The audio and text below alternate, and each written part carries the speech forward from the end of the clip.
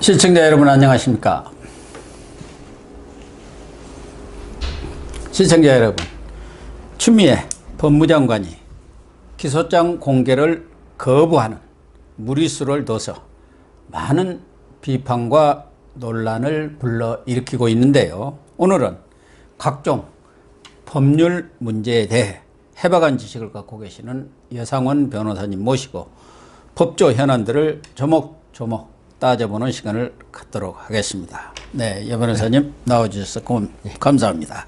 앞서 말씀드린 대로 최근에 핫 이슈가 추미애 법무장관이 그 울산 사건과 관련해서 13명을 검찰이 기소를 했는데, 과거에는 그 기소장이 대개 국회에서 요청을 하면은 제출을 하고 그것을 통해서 언론이 이렇게 보도하는 형식이 일종의 관례로 이렇게 굳어져 있는데, 이번에는 공개 못하겠다 이렇게 하면서 논란을 빚고 있는데, 관례보다도 2004년 노무현 대통령 때 국회가 요구하면 공개하도록 했습니다. 그 관례가 아니고 그동안 관례였는데 그게 법제화됐는데, 노무현 대통령의 비서실장을 지냈던 문재인 정권 하에서는 그게 오히려 잘못된 관례라고 추미애 장관이 그러더라고요. 근데 이제 원본이 있고, 이번에 이제 국회에다 제출한 것은 요약본 아닙니까?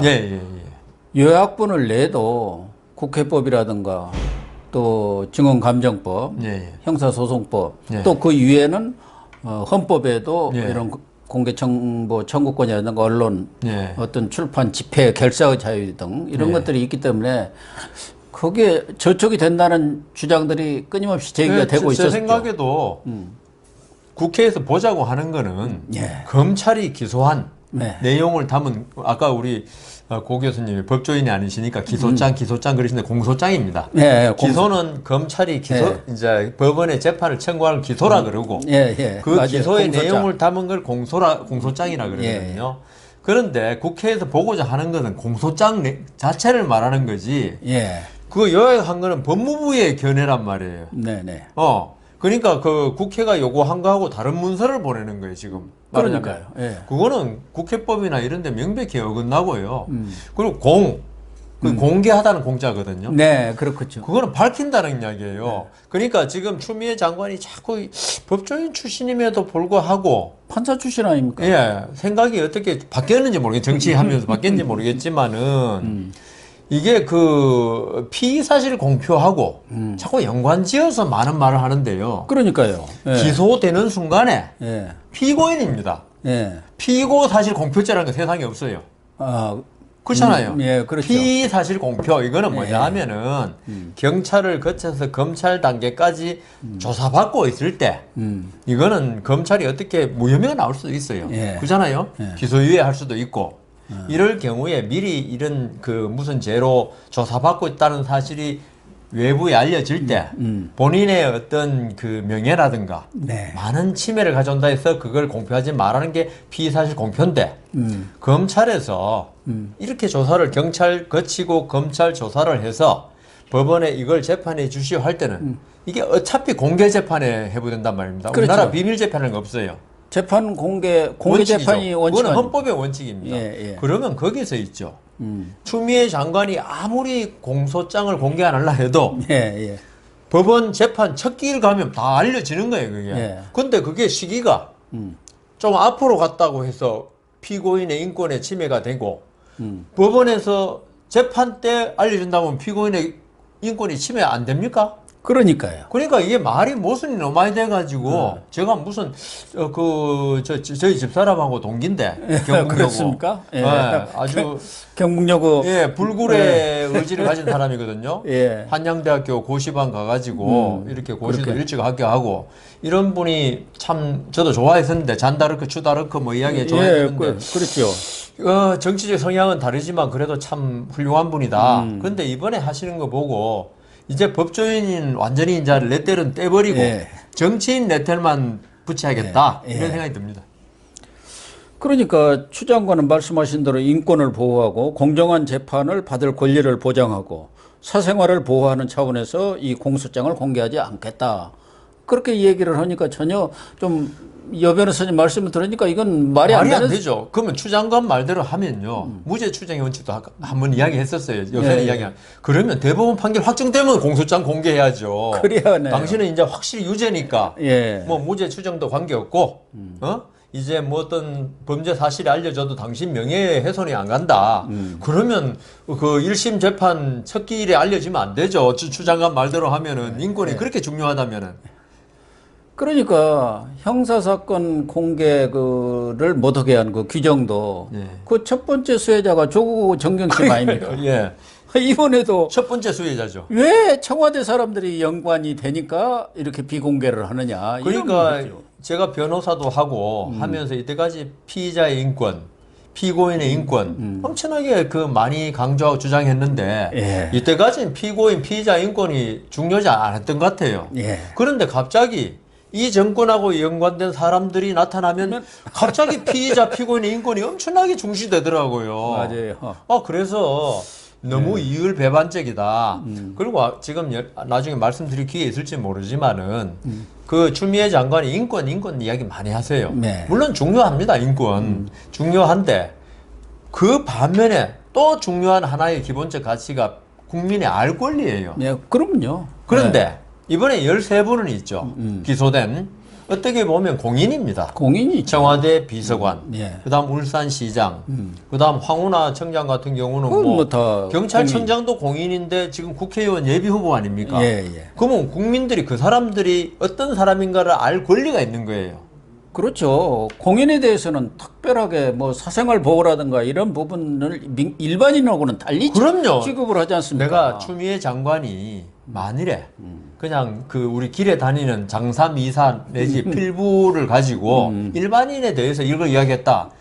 그러면 이때까지 참 피고인의 인권이 무시되고 있었는데 역시 법조인 출신, 판사 출신 장관, 뭐 강금실 씨도 있었지만 되니까 역시 다르다 그럴 건데. 그렇죠. 지금 추미애 장관이 지금 이야기하는 거는 전부 다 공인들이고 정치적인 인물들이에요. 청와대 비서관은 제가 볼 때 정무직입니다, 전부 다. 그렇지 않습니까? 다 정무직이죠.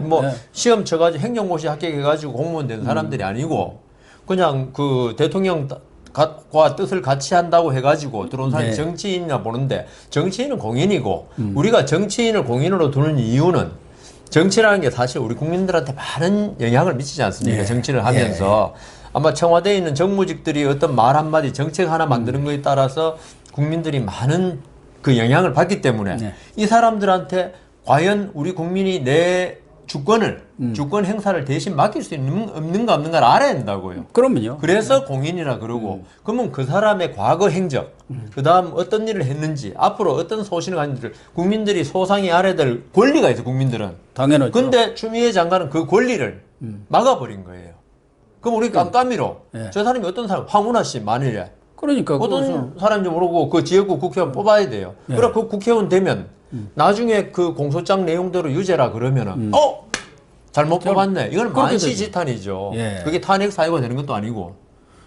그런데 추 장관이 미국에서는 공판에서 공소장을 공개하고 있다. 뭐 이렇게 주장을 했어요. 근데 미국에 있는 그 언론 보도를 보면은 변호사들이라든가 이런 분들은 그렇지 않다. 미국에서도 이렇게 재판 전에 충분히 알 수 있도록 다 공개한다. 미국은 그러니까 그 정보공개법 인포메이션 액트인가 그게 아주 그 잘 돼 있어가지고 어떤 어지간한 사건은 있죠. 그 언론에서 정보 공개를 요구하면 다 해줍니다. 그걸 거부하면 이제 소송으로 들어가는 거죠. 소송 들어가는데 미국은 이게 언론의 자유가 엄청나게 보장돼 있고 뭐 절대적으로 보장하죠. 미국은 언론 없으면 제퍼슨이 그랬잖아요. 3대 대통령인가요? 나는 신문 없는 정부보다는 정부 없는 신문 있는 사회를 택하겠다 그랬거든요. 그래서 수정헌법 1조에 딱 규정을 해놨죠. 언론의 자유는 어떤 자유보다도 우선한다는 거. 그래서 이 본질하고 좀 맞는지 모르지만은 우리는 지금 정치인 조금만 어떻게 비판하고 이러면 가짜뉴스. 우리 지금 고 교수님 하는 구글도 뭐 마찬가지인데 조금만 정부 측의 어떤 그 생각에 어긋나는 이야기를 하면은 가짜뉴스라고 아주 뭐 여러 가지 제재를 가하지 않습니까? 몰아가죠. 그런데 미국은요, 특히 정치인에 대해서는 사실 그러면 안 되지만 거짓말을 해도 전혀 처벌을 안 받아요. 미국은 왜냐하면 그걸 처벌하기 시작하면은 진짜인지 가짜인지 모르는 데까지도 처벌받을 거고 그다음 나중에 아예 언론이 역할을 못 한다는 거예요. 그러면 정치인에 대한 감시가 불가능하다는 거죠. 언론의 역할은 정치인 감시고 그게 나중에 언론이 사실 가짜뉴스로 보도했다 하더라도 나중에 진실이 밝혀지면 그 언론은 그만한 응징을 받거든요. 그래서 미국은 이 명예훼손 이런 게 아주 적용이 특히 공인에 대해서는 드문데 우리는 그 어떤 유교 사회의 영향인지 어떤 이 한쪽이 거짓말이라 그러면 명예훼손으로 막 처벌하고 정치인들 그러는데 그거는 언론의 자유를 심각하게 제한하는 거기 때문에 저는 문제가 있다고 봅니다. 그러니까 운동권 출신들이 이렇게 민주화 운동을 했다고 이렇게 해서 더 많은 언론 자유라든가 소통 어떤 그런 면에 있어서 상당히 강점이 있을 걸로 생각했는데 지금 하고 있는 것 보면은 오히려 더 이 사람들은 편협하고 비민주적이고 권위주의적이에요. 그리고 또 한편으로는 또 양심 뭐 체면도 없어요. 제가 볼 때는 완전 빤빤해요. 보수는 제가 항상 부패는 할 수 있는데 사람들이 공부는 좀 했고 돈도 좀 있으니까 막 나가지는 않는데 그리고 뭐든지 모양새를 좀 갖추려고 그러고 좀 양심이 찔리는 거 있으면 조금 찔리는 부끄러워하고 맞아요. 근데 이 사람들은 그게 없죠. 그러니까 사과라는 게 없잖아요. 문재인 대통령 그렇게 얘기 나오고 한이 청와대 보좌관들이 5명이 기소가 되고 뭐 청와대가 울산 선거 부정 사건에 아주 총괄 지휘소였다는 게 다 드러나는데도 입에도 뻥긋 안 하잖아요. 아니 사과는커녕 검찰이 개혁에 저항하기 위해서 이 지금 우리 집권 세력에 피해를 주기 위해서 그렇게 악의적으로 하고 있다고 그렇게 말하는데 뭘 사과를 왜 합니까? 그렇게 뻔뻔한 조국 같은 마음에 빚을 지고 있다. 국민들도 놓아주라. 이런 얘기는 하고 있는 대통령이니. 그 부분에 대해서는 오늘 갑자기 이거 정치하게 얘기했는데 대통령은 있죠. 우리나라 국민 전체의 대통령이거든요. 그럼요. 그런 공적인 자리에서 어떤 개인한테 인간적인 감정을 토로하면 안 됩니다. 그거는 둘이 만나서 막걸리 한잔 하면서 할 수 있는 이야기지. 공적인 자한테 마음의 빚을 졌다느니 이렇게 하면 그거는 친구 뭐 국정을 마치 무슨 친구들 모여서 막걸리만 하는 것처럼. 그러니까 가족 정권 끼리끼리 정권이라고 하는 거죠. 자기들끼리 서로 자리 나눠 먹고 이권 나눠 먹고 그런 사고 방식이 그대로 뿌리 박혀 있는 것 같아요. 그걸 지금 윤석열 총장이 바로 잡겠다 그러니까. 바로 잡겠다고 하고 수사를 제대로 하고 있으니까 그냥 못 잡아먹어서 난리. 검찰 개혁에 저항한다고 그러고. 어쨌든 그 공소장을 또 보면은 뭐 언론에서 여러 번 거론이 됐습니다만은 대통령과 그 대통령을 보좌하는 공직자들 이 부분에 대해서는 뭐 공직자 전체가 선거 중립을 지켜야 하지만 특별히 이 사람들은 더 지켜야 한다는 점을 강조했는데 딱 대통령이라는 고리를 또 하나 걸어놨고 또 하나는 송철호 이 사람에 대해서도 30년 직위인 대통령을 이용해서 그런 것들을 걸어놓은 거 보면은 검찰로서는 일단 뭐 이 울산 사건이든 이 권력비리 수사를 4.15 총선 이전까지는 자칫하면 정치적 영향력을 행사한다는 소리를 들을 수 있으니까 안 하겠지만 총선 이후에 이제 다시 시즌2를 하겠다는 거 아닙니까? 그렇죠. 수사를 계속하겠다. 추가 수사를 하겠다. 이런 건데 그 자체가 이렇게 좀 뭔가 의미가 있는 건가요? 제가 볼 때는 지금 13명 기소하고 재판이 아마 금방 안 될 것 같아요. 느낌이 4월 15일 이후로 재판이 진행되지 않을까 하더라도 비공개되는 준비 절차 사실 뭐 준비 절차 가기는 쉽죠. 왜냐하면 워낙 쟁점도 많고 피고인이 13명이나 되고 그다음 스토리가 아주 길어요. 지금 공소장이 70페이지 정도 되나요? 71페이지 뭐 A4용이면은 그 안에 지금 우리가 안 읽어봐서 그렇지 흘러낸 내용만 듣더라도 무슨 그 책 한 권이에요. 조그만 책 한 권, 팜플릿 정도. 그걸 다 보면은 이번 선거에 국민들이 엄청나게 실망하고 그럴 가능성이 있어요. 그렇게 되면 누구한테 손해일까요? 뭐 집권 여당한테 집권 여당한테 치명상이죠. 치명상이죠. 그러니까 추미애 장관이 공소장 공개 안 하고 그다음 준비기일이라고 거기는 기자들 못 들어오잖아요. 이제 법정에서 하는 게 아니고 조그만 방에서 하거든요. 그렇게 되면은 물론 법정에서 할 수도 있지만 그러면 공소장이 계속 제대로 안 흘러가는 거예요, 국민들한테. 그다음에 이제 그 4.15 총선 마치고 나서 재판정에서 하겠죠. 그래서 추미애 장관의 의도는 그거다. 저는 일단 최대한 막아보자. 안 그래 지금 흘러나오고 있지만 여하튼 이미 뭐 동아일보에서 다 특정했고 동아닷컴에 그러니까 뭐 전문을 공개를 했어요. 그러니까 얼마나 그게 해요. 공개 비공개라고 해놓고 뭐 이미 다 그렇게 됐으니까 처벌도 못 할 거예요. 비공개 동아에서 했다고 해가지고 그 처벌할 수 없죠. 법에 없어요. 그 공소장은 다 나중에 공개되게 돼 있는 거기 때문에 그 시기가 앞이냐. 그 미리 하면 처벌하고 뒤에 그 법정에서 하면 처벌 안 한다는 그런 규정 없어요. 그렇기 때문에 되는데 그래서 그 제가 생각에는 그렇게 하고 그다음 저기 4.15 총선 전에는 그 임종석 실장하고 수사가 조금 힘들지 않겠는가. 지금 전체인 치료 그리고 윤석열 총장도 계속 강공 드라이브만 하기에는 조금 부담되는 면이 있어요. 그래서 약간의 완충 해가지고 지대를 둔 거예요. 그래가지고 이제 총선 마치고 나면 임종석 실장하고 하겠다는데 근데 지금 많은 수사기관 수사 담당자가 바뀌어 버렸거든요. 그리고 뭐 이성윤 서울중앙지검장 맨날 하는 이야기가 이게 절제돼야 된다, 검찰권이. 검찰권의 절제를 지금 주장하고 있죠. 그러니까 대통령이 절제된 검찰권을 행사하라고 그랬잖아요. 그러니까 대통령이 그 말 해서는 안 되는데 한 것도 문제지만 중앙지검장이 그런 말 해서는 안 되죠. 그리고 상대가 일반 서민이고 그다음 조그만 중소기업 하는 사람이다. 이러면 절제하는 건 맞아요. 그런데 상대가 지금 바로 권력의 핵심이에요. 그렇죠. 여기에 절제하라 이 말은 거꾸로 뒤집어 보면 될 수 있으면 하지 말아라. 좀 조심해라. 압수수색 2번 할 거 1번 하고 1번 할 거 하지 말아라 이 취지거든요. 그렇기 때문에 이성윤 지검장은 본인이 무슨 인권의식이 투철해서 그런 말 하는지는 모르겠지만 뭐 대통령의 경희대 후배다. 그 다음 이 정권 들어오고 나서 검찰 4개 요직 중에 3개를 거쳤다. 그런 상태에서 되자마자 그 기소 누굽니까? 최강욱이 기소하지 마라. 그 다음 13명에 대해서 좀 더 두고 보자. 이런 상태에서 나머지 검사들 딴 사건도 절제하라 하면 이건 무슨 취지죠 이게? 그런데 지금 관심은 그 공소장 전체를 보면은 청와대가 총괄 사령탑이 돼갖고 일사불란하게 7개 비서관실이 다 달라들어서 하명 수사도 오고 또 거기에 공약도 만들어주고 또 상대 후보에 대해서 매수도 하고 이런 작업들을 벌였다. 상대 후보라는 건 임동호 말씀하시는 그러면은 거기서 그러면 임종석이가 이 총괄 지휘자고 그 사람이 그거를 했느냐. 근데 임종석이는 지금까지 다 알려지고 다 아시는 대로 그 임동호 씨를 원래 밀었거든요.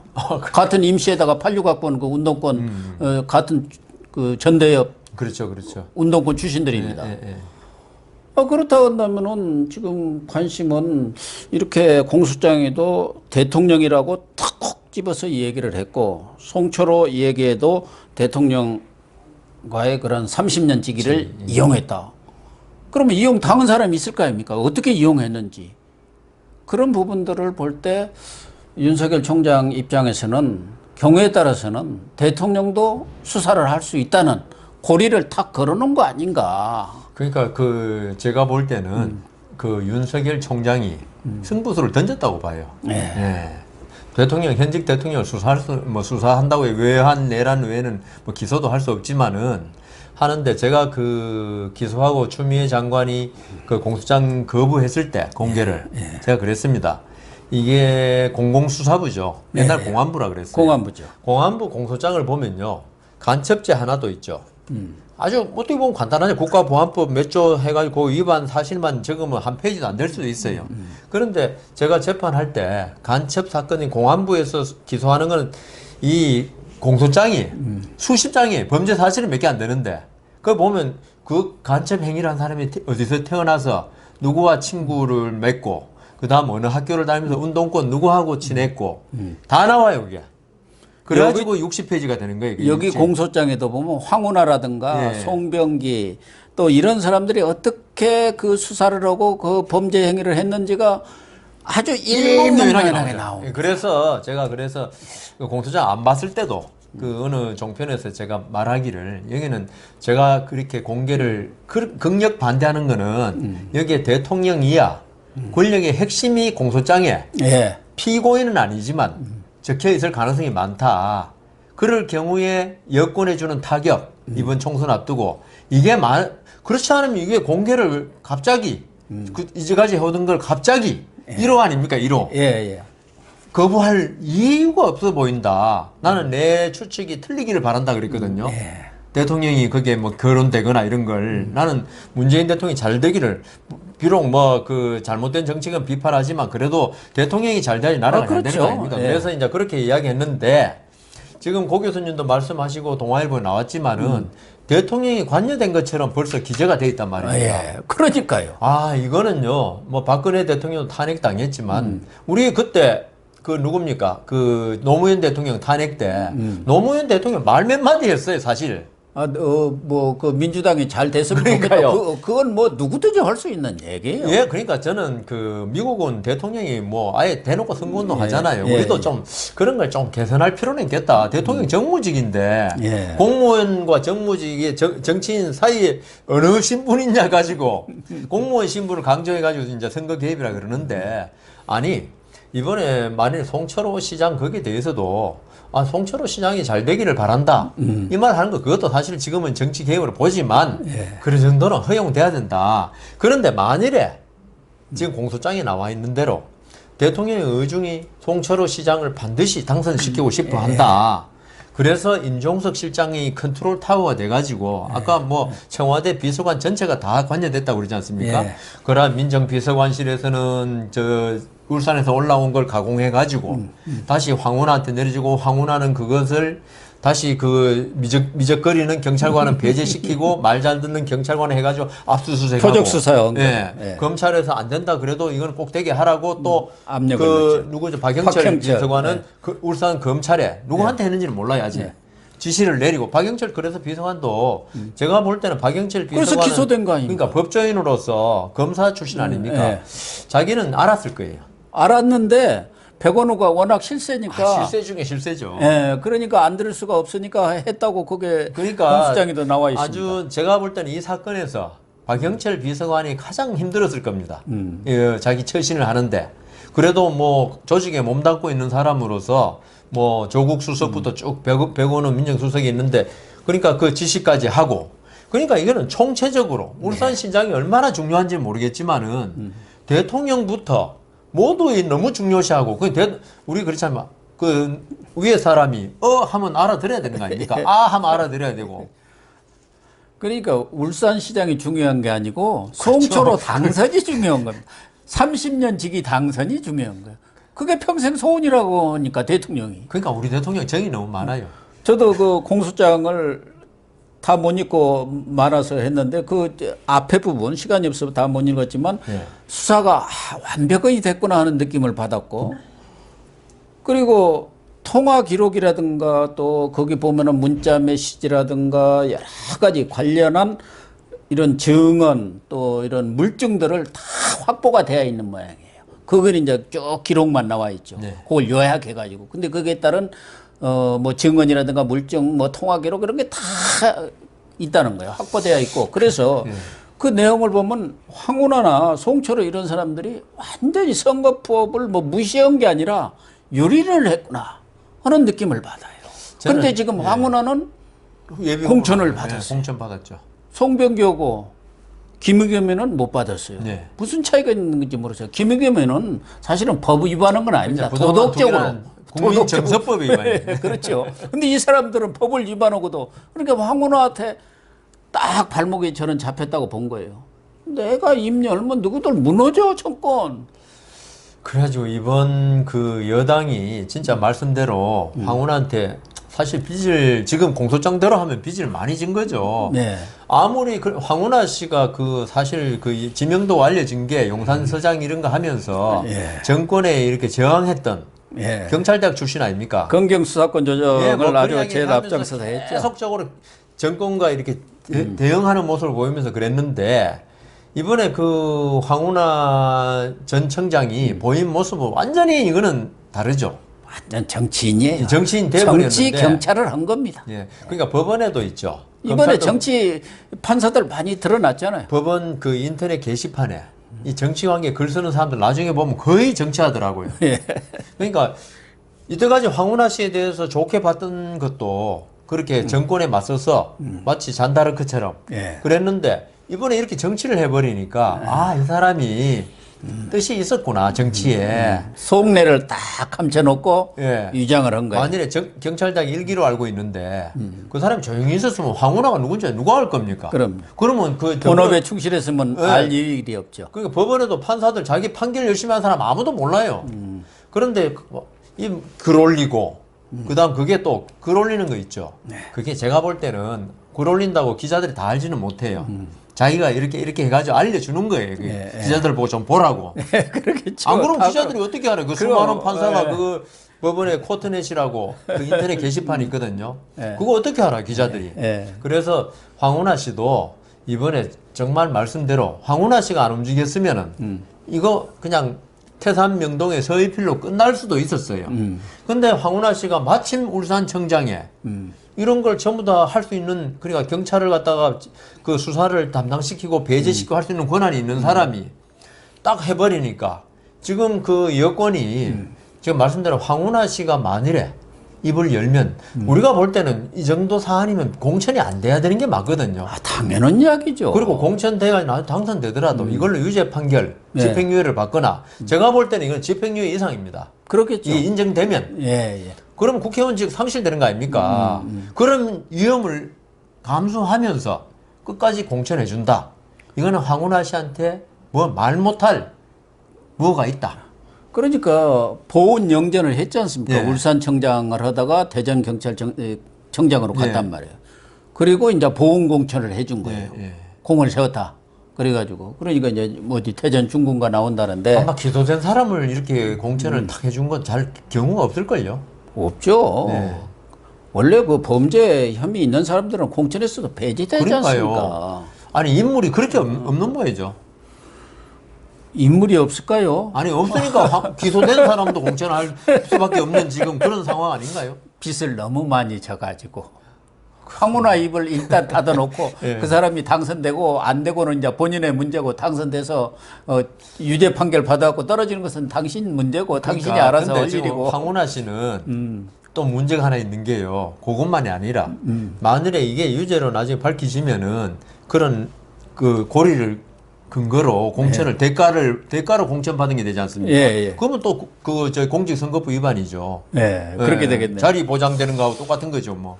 근데 뭐 지금 나중에 재판을 받아도 이런 분들은 수가 아주 뛰어난 데다가 예. 지금 사법부가 김명수 사법부가 제가 볼 때는 어떤 분은 우리 윤영걸 대표는 오셔가지고 김명수 주사라고 얘기를 하던데 그래서 주사는 너무해서 사무관은 좀 하자 내가 그랬었는데 예. 이번에도 보면은 예. 추미애가 공소장 비공개한다고 그랬어요. 예. 근데 이제 뭐 우리 판사를 오래 하셨으니까 잘 아시겠지만 최광욱이 건도 4월 21일이 잡혔어요. 예, 예. 그러면 이제 총선을 넘겨서 하겠다는 예, 거 아닙니까? 예, 총선 예. 전에는 무조건 안 하겠다. 예. 지금 13명 기소한 것은 또 언제 잡힐지도 몰라요. 판사들 뭐 다 바뀌어가지고. 이번에 인사. 그러니까 이거 보면은 예. 추미애, 예. 김명수 이런 사람들이 뭐 이심 전심으로 했는지 어쩐지는 모르지만 딱 입을 맞춘 것 아닌가. 알아서 긴 것 아닌가. 입을 맞추지는 않았을 그러니까 겁니다. 알아서. 예. 아, 이거 대통령이 또 여권이 아니. 가급적이면은 총선 지나고 나서 이거 좀 재판하고 이슈화 하더라도 그렇게 하라는 뜻으로 이해를 한 거 아니겠습니까? 판사들이 뭐 그럴지는 모르겠지만 판사 중에서 우리법 연구회 출신도 있고 예. 우리법 연구회 출신 아니더라도 어떤 지금 현 정부에 특히 제가 보니까 법원에 있을 때 제가 있을 때 2011년에 예. 제가 나왔는데 그때는 그 이명박 정권입니다. 그때도 젊은 판사들은 반골이었어요. 예. 말하자면은. 이제 법관 회의 할 때 보면은 이제 부장 판사들은 대체로 이제 온건한 발언을 하는데 젊은 판사가 어느 날 법관 회의 하는데 사무 분담을 자기들이 희망 써가지고 우리 뜻대로 해달라는 거야. 법원장이 하지 말고 그런 이야기를 내가 이 법관 사무분담은 법원장의 고유 권한이고, 그러면 자기가 하고 싶은 것만 한다면 그 하기 싫어하는 재판, 그럼 누가 하냐고 제가 법관 회의에서 발언했다가 젊은 판사들을 쫙 찍혀가지고, 지금도 찍혀 있습니다만은 법정에 가면 그 판사들이 쫙 째려봐요, 저를. 그 농담이고. 그런데 제가 볼 때 검사는 이제 그 어떤 그 대통령이나 의중을 그 이렇게 할 수 있겠지만 판사들은 그렇지는 않습니다. 않을 걸로 믿습니다. 그렇다면 진짜 우리 법원을 믿을 수 없고 그래서 이번에 인사가 다음 주에 이제 인사하겠죠. 오늘 인사 발표가 났지 않습니까? 예, 부장 판사들 하는데 오면 바로 일은 못 해요, 사실. 그렇겠죠. 예. 그리고 요거는 신건이고. 그 전부터 진행되어 오던 사건들, 그걸 먼저 하게 됐는데, 제 생각에는 이거는 아주 중요한 사건입니다. 국가의 어떤 그럼요. 기초를 흔들 수 있는 사건이기 때문에 좀 관심을 가지고 해야 되는데, 그걸 신중해가지고 4월 15일 이후라면 오케이. 그런데 만일에 지금 그 자기가 심정적으로 동조하는 여권에 타격을 주지 않게 해서 4월 15일 이후다. 이러면 안 되는데 저는 전자로 해석하고 싶습니다. 뭐 우리 여 변호사님이 그렇게 판단한다면은 실무를 잘 아시니까 사실로 이렇게 받아들이는 게 좋을 것 같고요. 지금 아까 인사 얘기도 나왔지만 지난번에 나오셔서도 걱정을 했어요. 정말 우리 사법부를 이끌어갈 기둥 같은 그런 판사들이 지금 현재 사법부의 풍토랄까 이런 것에 대해서 다소 섭섭함 또 실망감 이런 것 때문에 대거 사직을 한다 했는데 지금 보도된 것을 보니까 한 36명이 엘리트 판사가 퇴임을 하고 또 하나 관심은 정경심한테 아주 우호적이던 송인권 판사가 남부지법으로 옮겼더라고요. 그런 부분들은 어떻게 보시나요? 송인권 부장은 지금 중앙지법에 3년 있었습니다.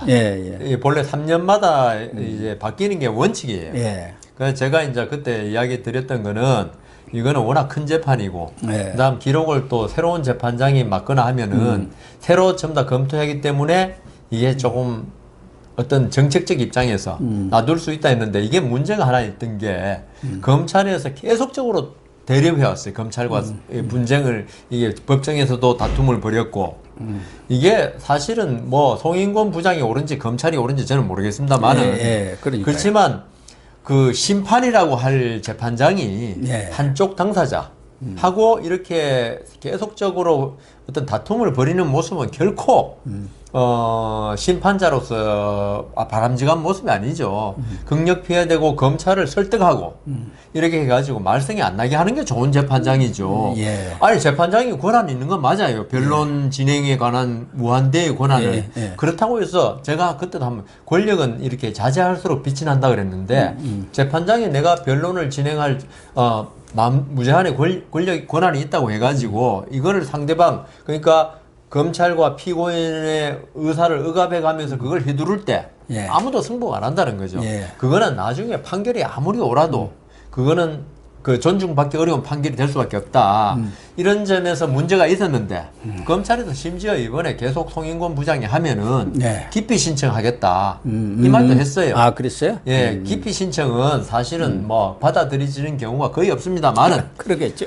제가 현직에 있을 때 판사 중에는 난 기피 신청을 한 번도 안 받다는 걸 아주 명예로 생각하는 판사도 있을 정도로 아까 말씀드린 대로 기피 신청 받는 자체가 내가 나한테 재판 받는 사람한테 불신을 준 거 아니냐. 이거는 재판관으로서 아주 그 불명예다. 그래서 아마 이게 법원 행정처에도 다 알고 이 정도 재판이면 다 알고 있지 않습니까? 진행 상황을 있으면은 결국은 이거는 안 하는 게 좋겠다. 해서 남부로 갔고요. 정경심은 좀 불리해졌나요? 어때나요? 다음 재판장이 누군지를 봐야죠. 그럽니까? 자기한테 그동안 아주 우호적인 부장판사가 옮기고 나면은 좀 섭섭하겠죠, 뭐. 섭섭하고 마음으로 약간 뜨끔하겠죠. 뜨끔하는 거 아니에요? 그거는 뭐 어쩔 수 없습니다. 왜냐하면은 우리도 재판할 때 2월달 딱 되면은 내가 우리한테 우호적으로 했던 재판장이 바뀌잖아요. 그러면 이거 좀 불리하지 않을까? 근데 아주 우리한테 빡빡하게 했던 재판장이 갑자기 바뀌잖아요. 최소한 뭐 잊어봤자 본전인데 그런 느낌이 드는데 정경심 씨로서는 조금 좀 마음이 착잡할 겁니다. 나라 전체의 기초가 선거하고 재판하고 이런 건데 이 공정성이 지금 문재인 정부 들어와서 있죠. 그러니까 공정해야 된다는 것, 예. 중립적이라는 것이 모두 지금 의심받는 시대로 변해버렸어요. 그렇다가 검찰도 법원만큼 중립 아니지만 준사법기관에서 기관이라 그래가지고 중립을 지켜야 되는 것도 지금 중립을 의심받게 지금 추미애 장관이라든가 청와대가 그렇게 인사를 하고 있어요.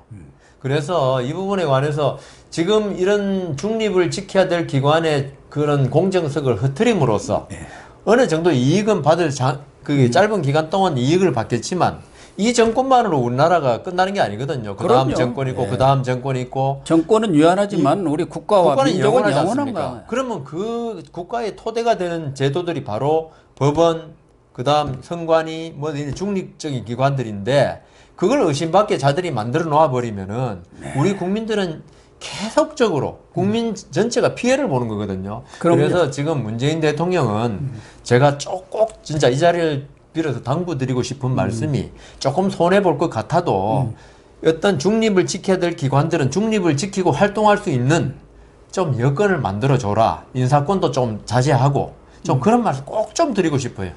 네, 시청자 여러분, 여 변호사님 아주 간곡히 문재인 대통령한테 이렇게 충언의 말씀을 드렸습니다만은 제가 보기에는 좀 어려운 말로 연못 구워 나무 위에서 고기를 구하는 격이 아닌가 하는 생각을 하면서요.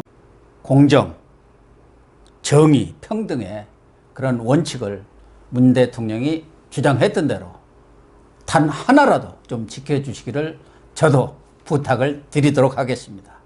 오늘 방송 마치겠습니다. 시청해 주셔서 감사합니다.